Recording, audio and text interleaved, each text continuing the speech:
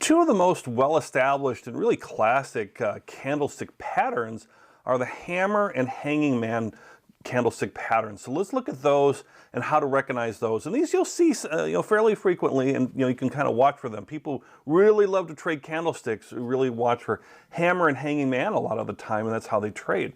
So in a hammer, you have an established downtrend. You can see here how we have those four red candlestick bars. So that's showing our closes are lower than our opens each day, and we got lower lows kind of going each day. And then a hammer is going to mark the end of the downtrend.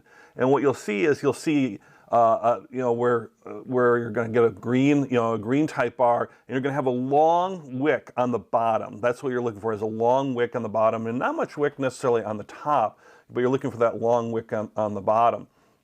And what's happening is, sellers are able to create some new lows. That's why you have the long range to the long low there on the bottom. But last minute buying overcame it and actually created a higher close. So it started off as far as the opening being lower again, like the trend was continuing, and then they tried to drive, the sellers were trying to sell even more, and it was real bearish, and things were trying to go even further down in price and really continue a strong, let's say, downward trend. But now prices have really kind of reached their exhaustion level on the lows, and buyers are saying, no, this is maybe a good opportunity to buy.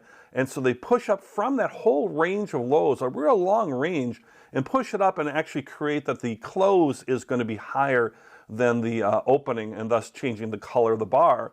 And then you'll see it kind of being confirmed over the next days. You need to let the trend form and all that, but this is a good recognition that something's going to happen. And you can see over the next couple of trading periods that now we get more into an upward trend where we have higher highs is what we're seeing there. So you're looking for that downward, on a hammer, you're looking for that downward trend, these low lows, and then kind of a reversal from there as now buyers get back in and say, no, we got to move this up. This is way too low as far as the price. Now, a hanging man is essentially the opposite. You have an established uptrend where things have been trending upwards. Each close or each open is higher than the close from the day before. We have green candlesticks in this case.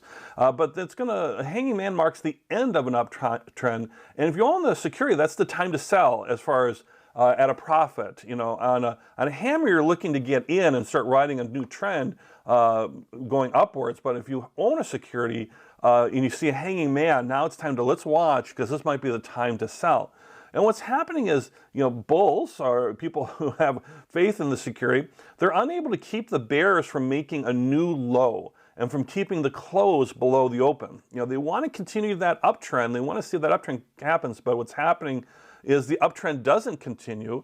You have, again, this very low lows. Again, it looks like the hammer where you have a shaven top, and then have a long wick on the lower shadow on the bottom.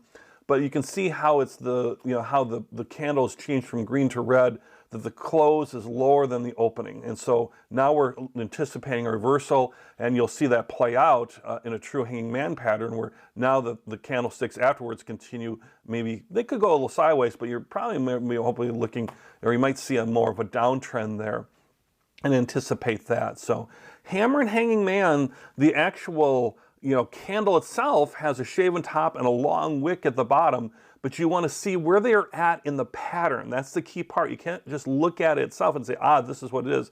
You need that pattern coming before to kind of confirm that it's that it's establishing this true hammer or hanging man chart pattern, and then you can trade that indicator accordingly.